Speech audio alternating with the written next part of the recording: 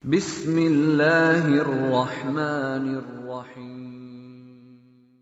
Assalamualaikum warahmatullahi wabarakatuh. Selamat datang sahabat dan selamat berjumpa kembali dengan kami Ista Channel. Semoga para sahabat sekalian tetap dalam lindungan Allah Subhanahu wa Ta'ala. Ihdinas siratal mustaqim. Amin ya rabbal alamin. Pada kesempatan kali ini, mari kita dengarkan tausiah atau petunjuk dari Ustaz Abdul Somad tentang 3 cara yang dapat kita lakukan sebagai umat Islam untuk lalu mendekatkan diri kepada Allah Subhanahu wa Ta'ala. Marilah kita dengarkan tausiah dari beliau. Selamat mendengarkan. Mudah-mudahan kita semua dalam keadaan istiqomah iman dan Islam. Amin ya rabbal alamin. Bagaimana caranya supaya bisa bersama dengan Buya Yahya? Berarti kita mesti pergi ke Al-Bahjah. Bagaimana caranya supaya tidak keluar dari Jakarta tapi bisa bersama dengan Kiai Idrus Romli? Berarti kita nunggu jadwal beliau kapan ke Jakarta, datang ke majelis pengajian. Bagaimana caranya supaya kita bisa bersama dengan A'agim?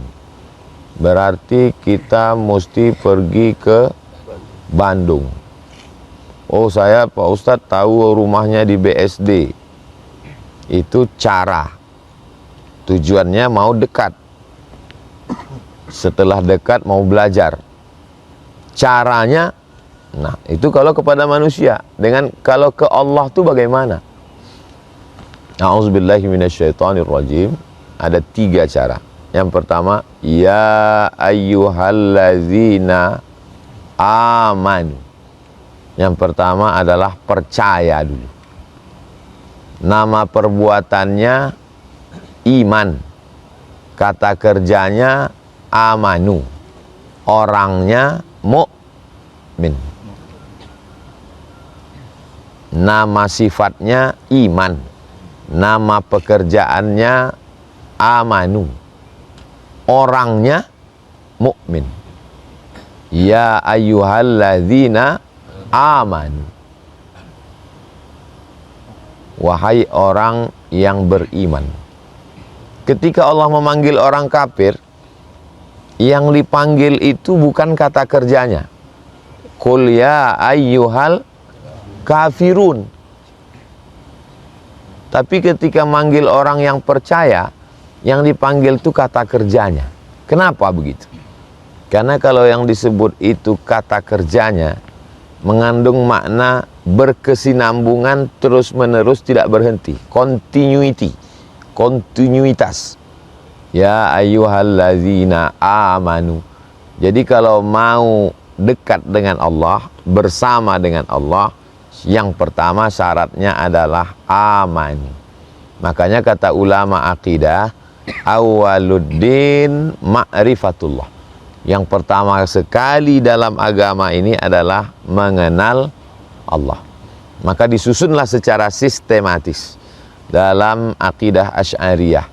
Wujud, qidam, baqa, mukhalafatul hawadisi, qiyamuhu binafsihi, wadaniyah, qudrat, iradat, ilmun, ayat, sama, basar, kalam. Kalau ada orang nggak mau belajar ilmu ini, saya nggak mau ikut ngaji sifat 20. Saya mau langsung ke Quran dan Sunnah. Itu sama artinya waktu gurunya ngajarin dia, sholat itu rukunnya ada 13, yang ini wajib, yang ini sunat, yang ini sunat muakkad. Ini awalnya dari niat. Niatnya menurut mazhab Syafi'i di dalam takbir, Hanafi, Maliki, Hambali sebelum takbir. Pertama iftitah, lalu dia ngomong, Saya nggak mau belajar sama kamu, saya langsung kembali ke Quran dan Sunnah. Belajar melalui ulama itu lebih sistematis, lebih mudah. Itu tujuannya. Jadi saya kalau mau belajar sholat, ya belajar fikih. Kalau mau belajar iman, ya belajar akidah. Ikutin ulama yang udah nyusun, simple, mudah. Daripada kita kembali ke Quran dan Sunnah itu benar 1000%. Tapi itu dilakukan oleh para ulama. Karena kita nggak punya ilmunya. Apa tahu kita sebab nuzulnya? Apa kita tahu ini korelasi satu ayat dengan ayat yang lain? Apa kita tahu ayat ini ternyata ada nasakh mansuh, nasikh mansuhnya? Apa kita tahu bahwa hadis ini ada asbabul wurudnya? Apa kita tahu ijma tentang ini? Kan nggak ngerti kita. Maka yang paling enak itu adalah ikut ulama. Alul ulama warasatul anbiya. Berapa lama Nabi menanamkan ya ayyuhalladzina amanu itu? 13 tahun. Setelah ya ayyuhalladzina amanu di kota Makkah Al-Mukarramah, ujung pas mau hijrah, barulah turun kewajiban sholat dengan subhanalladzi asra bi'abdihi lailan minal masjidil haram ilal masjidil aqsa. Isra Mi'raj. Sholat. Zakat nggak ada di Makkah. Zakat itu nanti di Madinah. Puasa, ya ayyuhalladzina amanu kutiba alaikumusiyam, nanti di Madinah. Haji malah belakangan. Diwajibkan tahun ke-6, dilaksanakan tahun ke-10 atau tahun ke-11. Setelah itu baru Nabi Muhammad SAW meninggal. Syahadat yang paling utama, asyhadu an la ilaha illallah wa asyhadu anna Muhammadan Rasulullah. Jadi syarat yang pertama, kalau mau dekat dengan Allah, didekati Allah, dibersamai Allah, merasa bersama dengan Allah, syarat yang pertama adalah ya ayyuhalladzina amanu. Setelah lewat proses amanu, ya ayyuhalladzina amanu sta'inu bis sabri. Yang nomor 2, sabar. Sadbara, sabri. Sabri nama tanaman. Nama tanaman, kulitnya berduri-duri, isinya di dalam ada mengandung air. Kalau dia tumbuh di gurun pasir, apakah itu? Kaktus. Kaktus itu bahasa Arabnya sabar. Kenapa sabar itu disebut dengan kaktus? Dilihat tidak menarik, dicium hidung bengkak. Kalau haus, dipatahkan di gurun pasir, haus, nggak ada air, patahkan itu batang kaktus, diperas. Enak airnya, pahit. Itulah sabar. Jadi kalau ada orang mengatakan, sabar itu ringan, kasih dia batang kaktus. Di Mesir ada minyak rambut. Minyak itu bahasa Arabnya zait. Namanya zait sabar. Minyak rambut yang terbuat dari kaktus. Kenapa sabar? Karena pahit. Kenapa sabar? Karena berduri. Kenapa sabar? Karena nggak enak. Itulah asli kata sabar. Sabar itu selalu kaitannya dengan kalau ninggal, sabar. Kalau sakit, sabar. Kalau bangkrut, sabar. Kalau capek, sabar. Itu sabar yang level paling bawah. Sabar kelas ekonomi. Sabar yang di atas itu adalah ketika kita mampu melawan kantuk. Dingin, enak, di bawah selimut, ngantuk, berat, sampai hotel tadi malam jam 12. Lalu kemudian kita mau bangun, bangkit, itu disebut dengan sabar. Karena beratnya itu disebut dengan sabar. Nyari uang, lelah, berdarah-darah, berkeringat, Setelah uangnya dapat, dibelikan ke tanah, bangun masjid, lalu kemudian diwakafkan. Itu namanya bodoh. Tanah strategis 1 meter 10 juta, setelah masjid dibangun, diserahkan untuk wakaf lillahi ta'ala. Kata orang yang tidak amanu, bodoh. Kan bisa investasi. Tapi kata orang yang berilmu dan beramal beriman, namanya sabar. Itu namanya sabar. Anak muda, ganteng, terkenal, artis, disukai orang, lalu kemudian memanfaatkan popularitasnya untuk dakwah.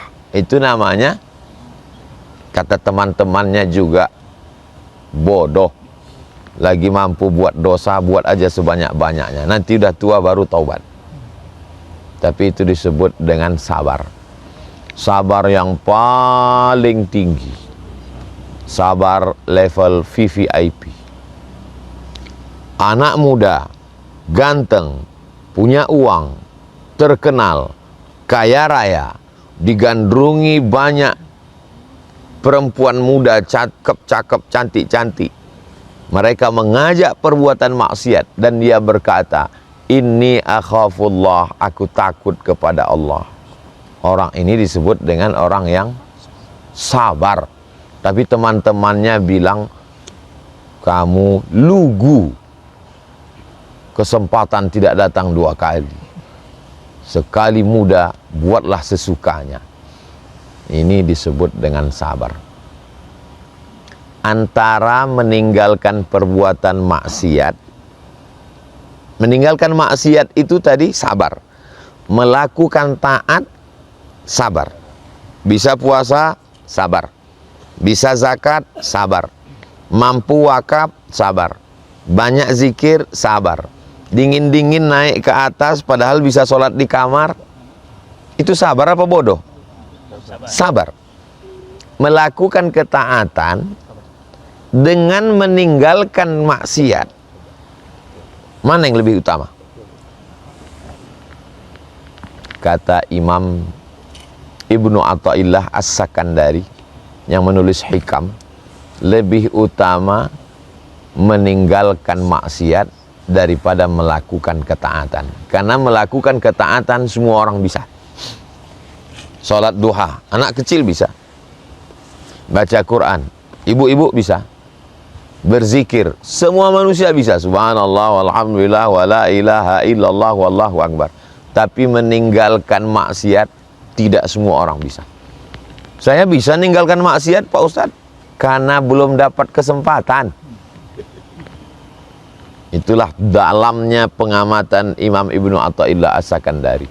Meninggalkan maksiat lebih utama daripada melakukan ketaatan. Itu bukan ucapan orang yang biasa-biasa saja. Itu dari ilham dan pengalaman yang luar biasa, perenungan dalam hidup. Ustadz Somad, kami pernah datang ke kepala dinas. Kepala dinas ini kami tahu anaknya sedang kuliah di Australia, perlu duit dolar banyak. Kami ingin menang tender, lalu kami bawa duit 1 koper. Pak, nih, mudah-mudahan tujuannya supaya nanti waktu ada dapat proyek kami yang menang. Apa kata dia? Bawa uangmu ini pulang, saya tidak mau kasih anak-anak istri saya makan haram. Berapa banyak orang yang punya kesempatan, ada jabatan, ada kekuasaan, punya harta banyak, bukan hanya sekedar ketaatannya sholat sunat, malah jadi imam dan khotib. Berapa banyak orang-orang kaya mampu jadi imam dan khotib, melakukan ketaatan. Tapi kalau sudah datang kesempatan seperti itu, menolak maksiat jauh lebih berat daripada melakukan ketaatan. Menolak perbuatan dosa jauh lebih utama daripada melakukan suatu kebaikan. Tapi jangan gara-gara ini lalu nggak sholat, nggak tahajud, nggak zikir, nggak puasa. Pas ditanya, kamu nggak sholat, lebih utama menolak maksiat daripada melakukan ketaatan. kita dua-duanya kita laksanakan. Ketaatannya kita lakukan, tapi maksiatnya kita jauhi. Karena ada juga orang ketaatannya jalan, kemaksiatannya juga jalan. Namanya sholat, terus maksiat jalan. Na'udzubillah. Kira-kira yang disampaikan Imam Ibnu Athaillah As-Sakandari itu betul, tepat, mengena, atau kurang tepat? Renungkan, pikirkan masing-masing. Jadi kalau ada orang kelihatannya amalnya nggak begitu banyak, dia bukan ulama, biasa saja, duduk-duduk nyantai-nyantai di rumah dengan anak, istri, lalu kata orang, kenapa sih dia nggak ikut? Kenapa sih dia nggak banyak sholat sunat? Kenapa dia nggak zikir? Kenapa dia nggak sholawat? Mungkin amal dia itu lebih banyak dari kita. Kita rajin maulid, kita rajin zikir, kita rajin puasa sunat, kita rajin sholat tahajud, kita rajin khatam Quran, kita rajin ini karena nggak ada kesempatan untuk dapat uang 1 koper. Kalau ada kesempatan lebih ganas daripada dia, mungkin biasa saja amalnya, tapi Allah sudah uji dia. Nanti di akhirat kita malu sendiri. Tapi kalau kita dapat suatu ilmu kajian, itu jangan menjadi legitimasi pembenaran terhadap perbuatan yang sebenarnya keliru. Sebetulnya kita malas melakukan ketaatan, tapi karena kita orangnya mau ngeles, akhirnya kalimat itu kita jadikan landasan. Ini tidak benar. Ya ayyuhalladzina amanu ista'inu bis sabri. Baru yang ketiga, wassalah. Orang selalu mengatakan sholat membuat orang sabar. Tapi kalau menurut ayat ini, sabar dulu baru sholat. Yakinkan dirimu bahwa engkau ciptaan Allah, hidupmu diatur oleh Allah, rezekimu diberikan Allah, Allah tidak pernah luput memandangmu, Allah dekat denganmu. Idza sa'alaka ibadi anni fa inni qarib. Allah selalu mengawasimu, la ta'khudhuhu sinatun wala naum. Garis takdir hidupmu sudah dituliskan Allah 550.000 tahun sebelum dia menciptakan langit dan bumi. Nun wal qalami wa ma yasturun. Setelah tertanam itu di dalam hati namanya iman. Lalu setelah dia tertanam, engkau menjadi kuat namanya sabar. Setelah engkau sabar, barulah engkau angkat tanganmu, Allahu Akbar. Barulah kau rasakan kedekatan. Masuklah poin yang keempat. Ya ayyuhalladzina amanusta'inu bis sabri wassalah. Buahnya nomor 4. Innallaha ma'as, kebersamaan dengan Allah. Ustaz Somad kemarin setelah ngaji di atas langit, dekat sekali dengan langit, di rooftop kita subuh itu, kok belum tertanam juga ya dalam hati? Oke. Waktu Nabi berdua dengan Abu Bakar Siddiq di Jabal Sur, waktu mau hijrah itu, Abu Bakar itu ketakutan atau ada riwayat yang menyebut Abu Bakar ketakutan nggak? Diabadikan dalam Quran. Izhuma fil ghari, ketika mereka berdua di dalam gua, idh yaqulu li sahibihi, dia berkata kepada sahabatnya Abu Bakar, la tahzan, jangan takut, innallaha ma'ana, Allah bersama kita. Itu diucapkan Nabi bersama Abu Bakar setelah Abu Bakar jalan sama Nabi 13 tahun. Jadi kalau kita baru ngaji beberapa hari, kok belum ya Pak Ustadz? Ya Abu Bakar aja begitu prosesnya, apalagi Abu Lahab. Ya ayyuhalladzina amanusta'inu bis sabri wassalah. Iman, sabar, sholat. Iman, sabar, sholat. Tapi jangan nanti proses ini lalu kemudian dipotong. Saya nggak mau. Ini sejalan, ini sejalan. Kamu nggak sholat, saya lagi penekanan yang dua ini aja dulu. Saya dalam proses ini. Kata Ustaz Somad, ini ibarat seperti memasak, dia nggak boleh sekaligus. Saya sedang penguatan iman dan sabar dulu. Nanti setelah kuat baru saya sholat. Nggak bisa. Dia sekali jalan. Imannya ngaji wujud qidam baqa dengan siapa? Ngaji tauhid, akidah Tohawiyah, akidah Nasafiyah, akidah semua Ahlus Sunnah wal Jamaah. Setelah itu ngaji Aqidatul Awam, syarahnya Jala'ul Afham, Al-Husunul Hamidiyah, Ad-Dasuqi ala Ummil Barahid. Itu penguatan iman. Lalu kemudian bisabri, ngaji Ihya Ulumuddin, itu sabar itu. Ngaji tasawuf, ngaji hikam dengan para asatiz kita, itu bab sabar itu. Lalu kemudian masuk bab sholat, mana rukunnya, mana syaratnya, mana wajibnya, tahsin fatihahnya, fikih sholat, yang pada akhirnya nanti buahnya, mengambil benihnya, menggali tanahnya, menanamnya, menyiramnya, mencabut rumputnya, mengawasi dari hamanya, dikasih pagar supaya jangan dimakan kambing. Nah, ini proses yang panjang. Nanti buahnya itulah dia, innallaha ma'as sabirin. Kapan kita sadar innallaha ma'as sabirin? Ketika datang pukulan dalam hidup. As-sadmatul ula, bam, terjadi pukulan dalam hidup.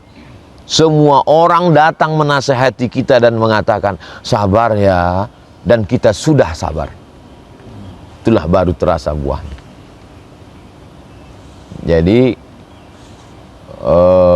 rumah yang paling unik, yang paling cantik, yang paling indah adalah Baitul Ankabut, rumah Spiderman.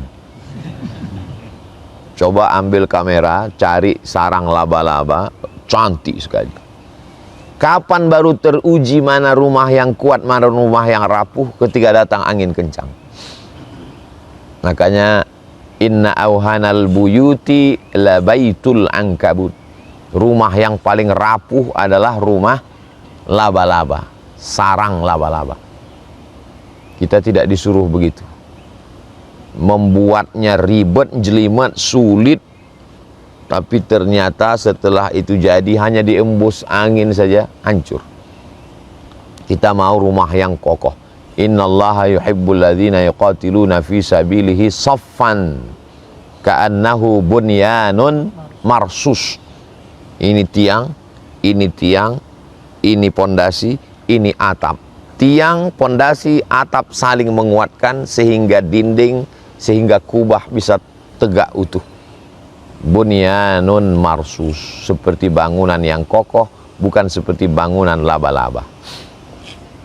Berteman, berkawan, bersahabat, berukhuwah, sama ngaji, kapan baru diuji? Ketika ada kesempatan. Apakah persaudaraan kita ini sudah teruji? Belum. Berapa banyak yang sudah ngaku bersaudara, ukhuwah, akhirnya pecah di tengah jalan ketika ujian datang. Begitu juga apakah yang tiga ini sudah teruji? Iman kita sudah teruji, sabar kita sudah teruji, sholat kita sudah teruji. Nanti ketika melewati, ini perahunya Pak Ustadz dari kayu, kalau kena air laut makin kuat, kayu besi namanya nih Pak Ustadz. Ini sudah kami buatkan perahu kayu besi. Kapan baru teruji perahu itu kuat? Nanti ketika di tengah laut datang ombak, dipukul gelombang, menabrak batu karang. Setelah sampai ke Pulau Harapan, baru kita katakan, memang betul kayu besi yang kau buat ini. Memang hebat perahu layar ini. Kapan? Setelah sana. Ustadz, ini perahu karet ini impor barangnya. Kuat ini. Kapan? Ketika arung jeram. Airnya dahsyat. Tapi begitu sampai sana dayungnya patah, perahu karetnya bocor. Bohong semua. Bohongnya kenceng. Bohong. Innallaha ma'as sabirin. Ana yakin antum dalam kehidupan pernah itu mengalami sesuatu yang menurut orang berat. Tetangga, kawan, sahabat mengatakan, ini kayaknya kawan ini bisa error, gila dia ini. Tapi antum kuat. Dalam bisnis, dalam keluarga, dalam usaha, dalam kehidupan. Terjadi pukulan-pukulan hidup yang luar biasa. Uniknya hidup kita ini, tidak ada nasibnya itu sama. Seperti cap jempol. Nasib Haji Tono, nasib Lukman, nasib Bapak, nasib Mas Faiz, nasib Ustadz Rusli, nasib Ustadz Nizar, nasib Ustadz Ardi, nasib yang nggak saya sebutkan namanya, itu juga pukulan. Pukulan buat saya, kok nggak ingat saya. Innallaha ma'as sabirin. Bisa hati itu tenang, dipukul ombak, diempas gelombang, melewati beberapa fase dalam hidup, digoncang gempa, kokoh. Angin puting beliung, kuat. Badai datang menerpa, tetap. Itulah dia, innallaha ma'as sabirin. Yang tiga ini ikhtiar. Iman, ikhtiar. Sabar, ikhtiar. Salat, ikhtiar. Yang innallaha ma'as sabirin, Allah menurunkan. Kau lakukan yang tiga, aku bersamamu. Aku yang akan mendatangimu. Jadi kalau kita masih belum merasakan kebersamaan, belum kuat, itu berarti yang tiganya belum sempurna. Kenapa Allah nggak nguatkan saya? Kenapa Allah saya nggak merasa? Kenapa Tuhan itu nggak ada? Kenapa? Jangan marah-marah, nanti cepat tua. Karena yang tiga itu belum lengkap. Mudah-mudahan apa yang kita lakukan ini dalam rangka proses penguatan yang tiga ini. Saya sampai hari ini masih tetap mengaji tauhid. Saya sampai hari ini masih tetap mengaji sabar. Dan sampai hari ini saya tetap mengaji sholat. Karena saya ingin dapat hadiah dari Allah. Innallaha ma'as sabirin. Ketika terjadi sesuatu yang tidak diharapkan, hati bisa sabar, bisa ridho, mulut tidak sumpah serapah, hati bisa tenang menerimanya, mulut berkata ya Allah. Itulah innallaha ma'as sabirin. Tapi innallaha ma'as sabirin yang paling kita inginkan adalah nanti saat malaikat maut mencabut nyawa dan yang keluar dari mulut kita adalah la ilaha illallah.